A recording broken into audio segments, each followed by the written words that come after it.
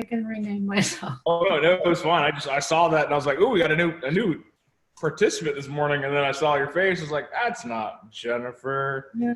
And her picture even shows up, I noticed. So I'm not sure how to switch out of that, but since you know. Well, I've been reading a lot of the Facebook posts on our group page, and I've been looking at a lot of things happening. It looks like some of you guys are finding some success through the command lead generating through Facebook and so on and so forth. Who's got some wins there? I had 18 leads on them. At least 4 of them were fake, and other ones aren't answering their phones. So trying again today. At least mine are popping up on Kelly and alerting me. But yeah, I've had a few people show up but not respond. But the leads are finally working. Awesome. That's awesome. One thing I want to share with you guys, a little email script you can use. When you've got a new lead, you always want to send your first emails out is, thank you so much for checking out blank on my blank, whatever it is. What questions can I answer for you that you could not see in the photographs? I love that it's, a brown house or a green yard, whatever. Make it seem like it's more of a custom response than just a generated first response. It's always going to be the best way for you to have the highest interaction up front is to be genuinely, one-off.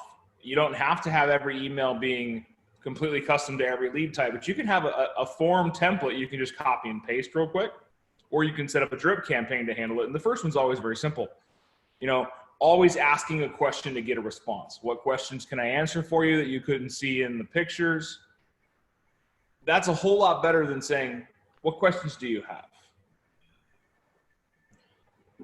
I want you guys to get away from just being so blasé as saying, what questions do you have? I want to ask questions along the lines of, what questions do you have for me? What questions do you have you can't see in the photographs? What questions do you have about the neighborhood? If you become more isolated in a topic, you're going to get more of a response because it triggers them to go, well, if you say, what questions do you have? You're assuming that they're not intelligent enough to understand the entire principle of what you're talking about or looking at. And their brain instantly goes into a default where it's like, I don't have any questions.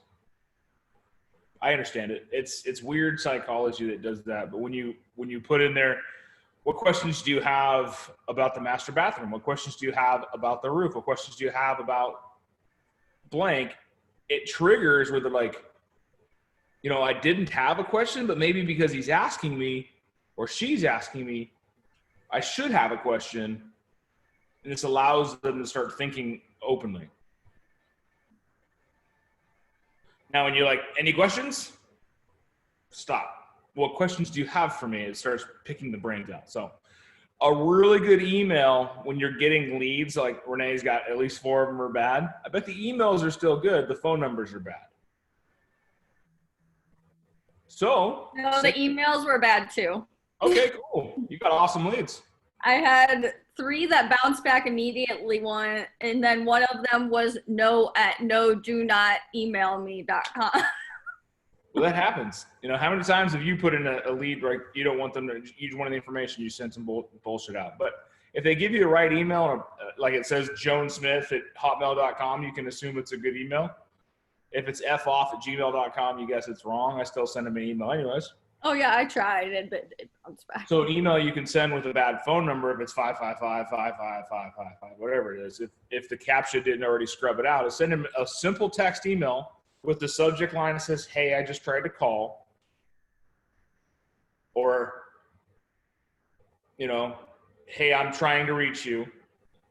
In the body of the text, the phone number I have seems to be wrong. What's the best contact to get a hold of you, or would you rather me text you? Simple signature. You'd be surprised what kind of response you get from there. If it is a good phone number and you leave a voicemail, how many times have you guys listened to your voicemails every day? Exactly. Send it a follow-up email that says, hey, I just left you a voicemail. There's a subject line.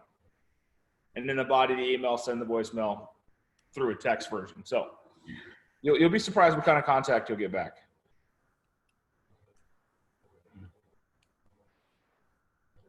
How's Miss Hope? Good.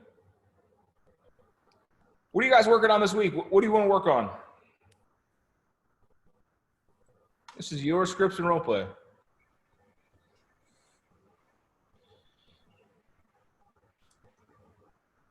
Silence. Just dead, anchored silence. Hey, Dave, I just wanted to say with the Facebook ads, I've been having some real good success with messaging the leads right through Facebook Messenger, and that really seems to go over well as a first-time contact, and it's super easy to get their attention without seeming annoying to them. Right. Yeah, Are you that's doing it through command? Are you doing your ads through command? what was that? Are you doing your ads through command or directly on Facebook?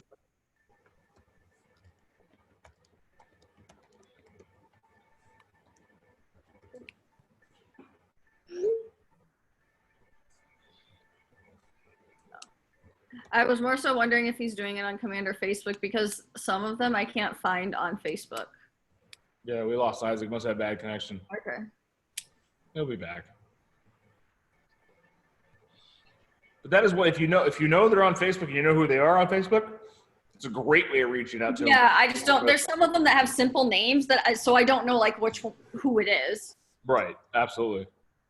That's why I was wondering if he was going through Facebook or command, because I didn't know if Facebook had an easier, like if it links it at all. I don't think it does though. All right, sorry, I don't know why my connection was like horrible. What was the question? She was asking you if you were doing your leads through command or just on Facebook. Through command, yeah. So how are you finding them on Facebook? Or have you had any that you can't find them on? Yeah, I've had a few, but normally if it's a good lead, they're liking the ad and commenting on it, and I find them there and engage them straight through Messenger, and that's worked really well. Okay. That makes more sense. But even with the text messaging, I find that a lot of these numbers, you can they'll have like the read receipts on, and so instead of calling them right off the bat, I'll just send them a message, and I'll know by the read.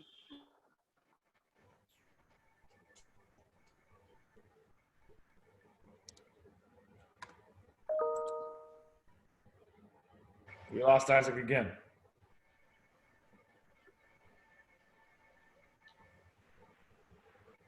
I wiggled my ear or so.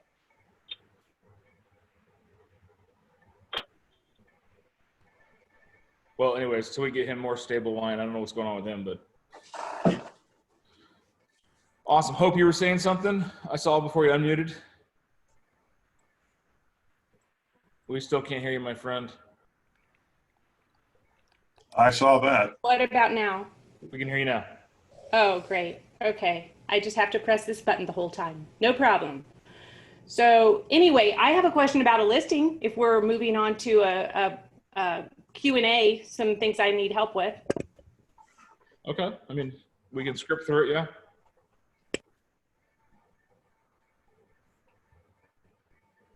Are you there? We lost you again. How about now? Did you lose me again, Dan? Yeah, we didn't hear anything after you said Q&A. Okay. We can hear you now, though. You can hear me now? We can hear you now, though. Okay, fine.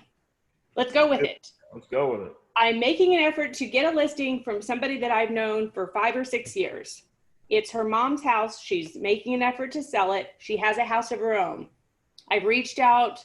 I believe she likes, knows, and trusts me, but it's a timing thing.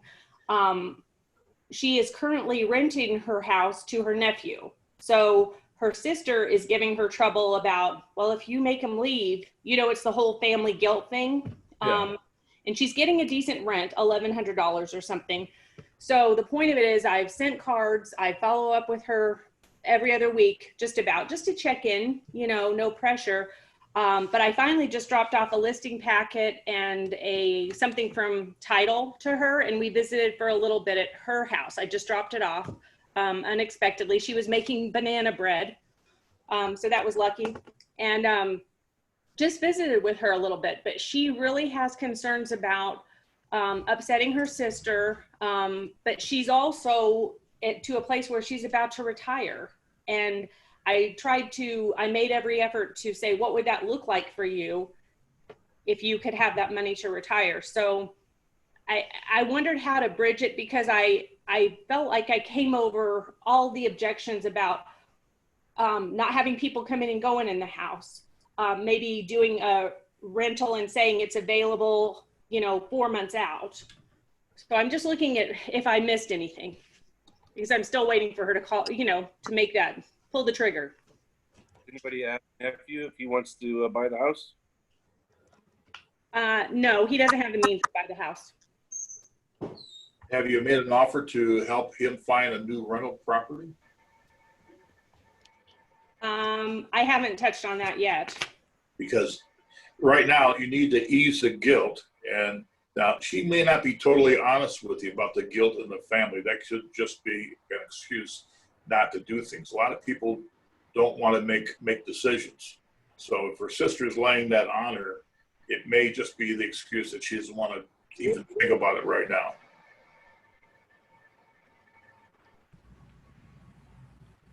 Okay. Different perspective for sure. That's always what you want to think about, is what are the other ways of looking at it. Morning, Chris. Morning, Larry. Then lure the house guy over there and maybe he can move the guy. Speaking of moving the guy, Chris, any movement on your uncle? I'm budging him a little bit more. Yeah. So I gave him a little Budging is a breakdown. good thing. Yeah. I gave him a little breakdown as far as cause I got the little cost sheet on his home, and he was just really worried about that. And I didn't give him numbers. I just told him I have a breakdown and a better understanding. He seemed a little bit better about it. So I'm just still waiting for him to actually give me the okay. I'm not going to force him into anything. So I'm just going to keep, posted with him and keep up to date. But I do have another lead though. I have a question about, can we do anything with, Pinell County? You can do anything in Arizona. Yeah. Anything? Okay. I was under the impression it was under certain counties, but because I have a 2 acre. Anything that your broker will allow you to do. And I see. if you're licensed in Arizona, total. I see. But you're, Awesome. but you're still in it either way, because check with the broker. If the broker says no, you can't directly handle that, find an agent, get a referral fee. For sure. Okay, cool. That's pretty much all I need to know, because there's just 2 acre lot or land that's out there with a well, and I believe irrigation too. I'm not too sure, but I think just a water well. But just found out about this yesterday, so that's a new lead. Sorry. Right. County. It's right in Maricopa City. I don't know exactly where. It's right in the city of Maricopa, but I don't know exactly where. But I do have the address and everything. I can get that to you. But it's fair. I mean, I saw a little bit of what she pulled up. It was listed for 22,000 or so. But yeah, just gonna go from there. Like it. Finding business. Who else is finding business? I have one more though, if I could get anybody's opinion on one. Start it up, man. So I'm going to speak to this family today. They're dealing with this agent right now currently for a buyer. They're not selling anything, they're buyers. Their issue is that they're not liking the agent's efficiency, I guess. A lot of pending sales, a lot of pending offers, and they're just not getting the turnaround time that they're expecting. So I'm going to speak to them today this afternoon. And I'm just, pinpoint as far as, what should I conversate about? I know the basics, what are your must-haves, your do-nots, whatever you don't want. Is there anything specific, generally that I should ask, or? Who wants to take this? Make sure you're ready with the other agent though. Yeah, so that's my next. I was gonna see too, because I think I ran it by Ellen. They're allowed to just message that agent and tell them, I don't want your service number, right? There's not like a deadline between. So them two. on the broker side of that thing, they can have a communication unilateral decision to end the agreement to work with the other broker, which is that agent. And if they sign a buyer broker with you, it nullifies of any other previously arranged buyer broker agreement. Cool. Okay, so as long as that's stated inside there. So it says right there on the form that you don't. Cool. This supersedes any subsequent agreements. So conversations with that. Let's script them through it, guys. Who wants to be the agent? Chris, why don't you be the client and throw the objections out? You're already. You know the scenario, so why don't you play the Okay, client? cool. You be the agent. Okay, I'll be the client. And who's the agent? Who's going to be brave Monday morning? Nobody? All right, I do it. I haven't been here in a while. I'll do it. I need to catch up. All right, Greg's got it. All right, situation is, Greg, you're the agent. You're talking to Chris is in a windstorm right now, clearly. Sorry. And he's currently working with agents, not happy with their services. How did you get their information, Chris?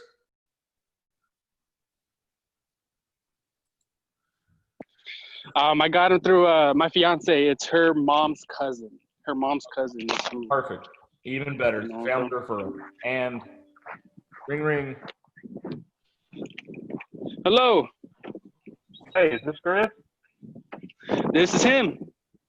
Hey, man, how you doing? This is Greg with Southern Arizona.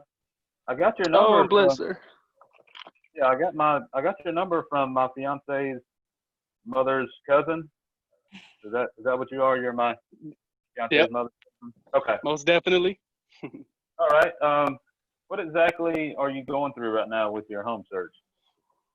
So I'm just having this big deal with this agent. I just feel like he's not as worried as we are. We actually have a newborn coming in, just been born. So we're trying to get this moving as quickly as possible. Too many pending sales. My wife's getting frustrated. So yeah. Okay. What exactly are you looking for? Are your credentials 3 and 2 or a certain area or? I'm looking for more. Yeah, I'm looking for more South Phoenix. No HOA, of course. Brick home. Nothing too big, nothing too fancy. I qualify for about 22K, 22,000, and yeah, I'm just looking for something for me and my small family just to get in. Okay, sounds good. I don't want to say anything bad about your agent, but if you want to work with somebody else, you can do that. But I can't force you to do that. But that's up to you. But if you wanted me to help you out, I'd be more than happy to do that. Okay. Now we were giving him like another 10 days or so just to see what happens, because he said he wanted to give it a little bit more time. Am I allowed to still work with you at all in that in between time just to see what we can do? Or the thing with that is, did you sign a buyer broker with him? I did. Okay. Well, I could email you a property, but for you to work with me, we'd have to sign a buyer broker because I wouldn't want to, step on his toes. So if that's something you want to do, I'd be more than happy to sign a buyer broker. But I could email you a couple of properties, and if that's something you want to do, then I can send that over. Okay, and I can just, if I want to work with you, I just have to message that agent and let them know, hey, that's what it is. You let their broker. Yeah, just out of respect, just say, hey man, I just decided to go in a new direction. Just let the broker know, and then we can get that buyer broker signed. For sure. Well, I'll go ahead and take care of that then, and from there, I guess we'll talk more into detail of what we need. Okay. When would be a good time for us to get together and meet? Or Zoom or? I'm free. I'm free in the evenings around 6 o'clock. We can meet. Okay. Do that today at 6 o'clock? You got it. We'll do it. Okay. We'll meet. I'll bring a few properties, and then we can look at it and discuss, and then that way I can figure out exactly what you're looking for and what you're not looking for. We'll get started. That works. Thank you, good sir. All right, man. Sounds good. Sounds like a plan. Thank you so much for the call. All right, man. I'll see you at 6 o'clock.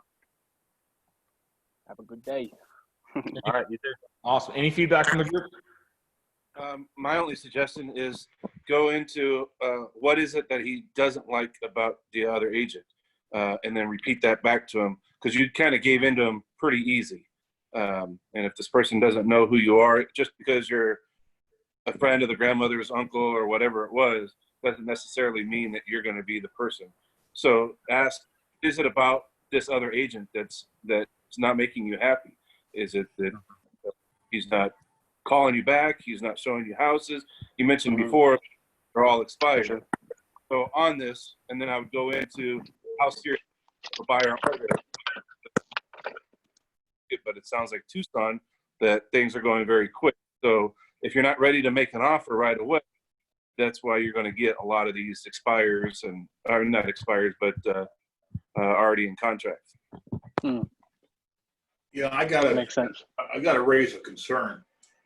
I know that by having him sign another buyer broker, let's say for me, that becomes the newest buyer broker and automatically legalizes the firing of the other guy. Personally, I don't like doing business that way. I'd rather tell the guy, well, you've got a contract with this person.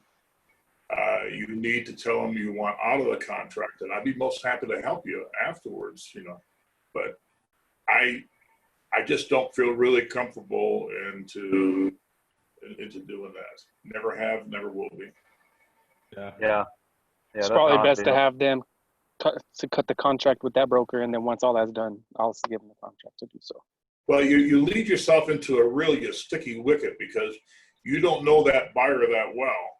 And if he's that disloyal that he would even think about working with you while working the same agent, the same other agent at the same time, I would not feel comfortable going down that pipe. Well, the did wife you told me think- that they're completely done with that agent. They just don't know what to do at this point because they don't know of any other agents. They have to end the contract with that agent. And that shows commitment on their part to you. Also shows, I think, a higher degree of, say, ethics on your part. But to go in there, it's like finding someone who's already married to someone else, and you want to date them, and you tell them, well, all you got to do is, go out with me once, and we'll talk about it. It's true. It's just not good. Yeah. So did you agree with what I said about talk to your broker first, or you think I should do a different approach? Or you think that was the right way I done it? May I ask, are they working with a lender? Mhm. That particular? Yeah, they have a lender that they already got with. Okay. I was in a situation very similar, and Dick, I'm going to agree with you on this one. It feels kind of weird. I was in a situation where I signed a buyer broker with somebody and found out that they had a prior buyer broker with somebody else 3 months prior.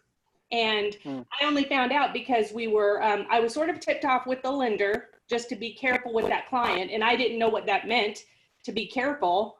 But, he said that she got out of another contract with another agent, and that's all he would disclose. So he wouldn't tell me everything.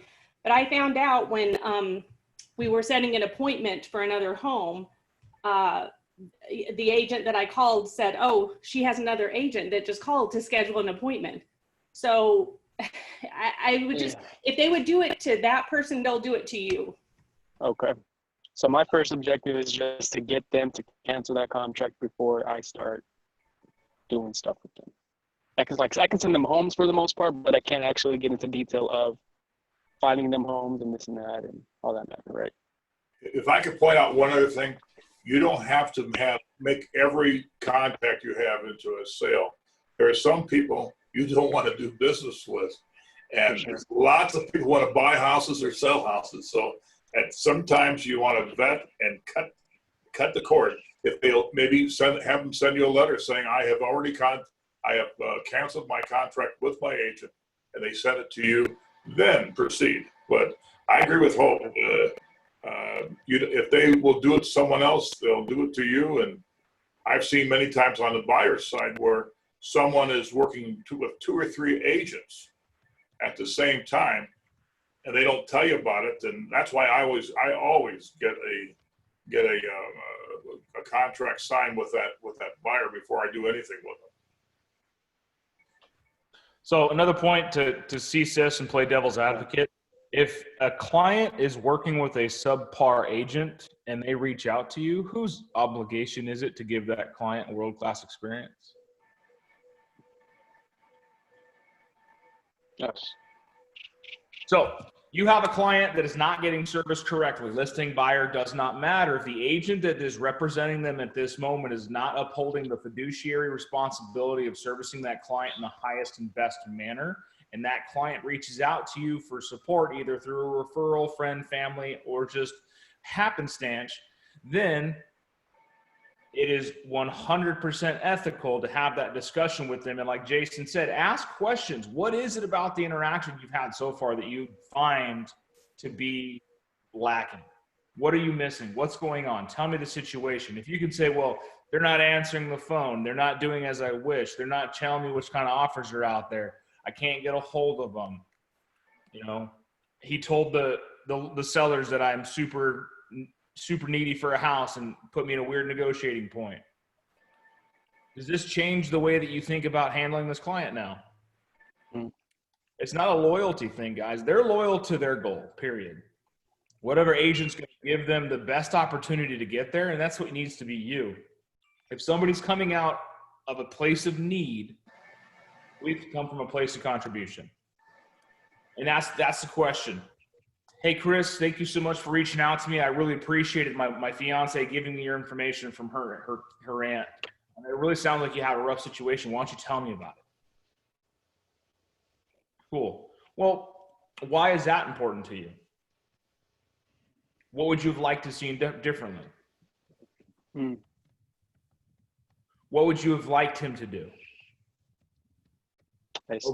But these are questions when you can start flushing out the true objection behind it, and it could literally come down to the fact that, you know what, we just didn't vibe. I feel like we were always butting heads. Have you guys had clients like that or people in your life like that? You just butt heads. Like there's nothing you do. It's, neither side of you is wrong. It's just something about your personality. It's just don't work. And then the conversation goes into, well, Chris, I would love to help you out. I'd be honored to service you in the buying of your home. It'd be great to help a friend of family members like that. The first thing I need you to do is reach out to the agent that you're working with now and let them know the situation. If you do decide to work with me, just let me know as soon as you've had that conversation. We will sign another agreement that allows my broker to work on behalf as your buyer's agent in this deal, and I'll help start finding houses right away. In the meantime, I'll send you my app. Hey, Big Dan, if he was the other agent is still a Keller Williams, would that still work to get out of his contract?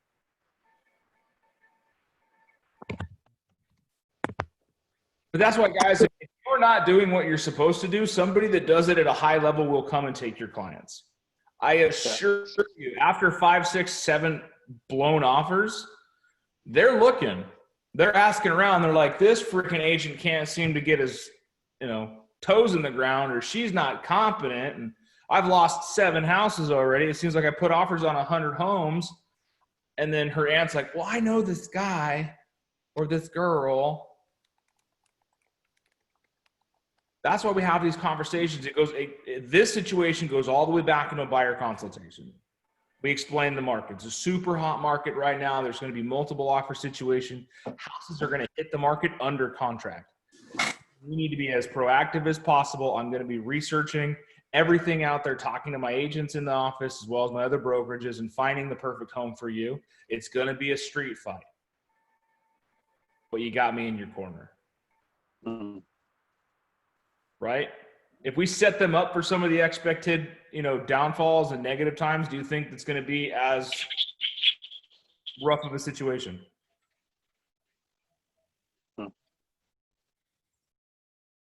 Little mindset difference, isn't it? That helps up a lot. Everything this helped up a lot for this conversation today. Awesome, guys. Happy Monday. It is July 13th. It is 13 days into the 7th month of 2020, and you have made it 100% so far. Let's keep going. Let's turn this month around. And if you got to sell 3 houses this month, sell 6. Let's make it count, all right? You got some time. Let's go do it.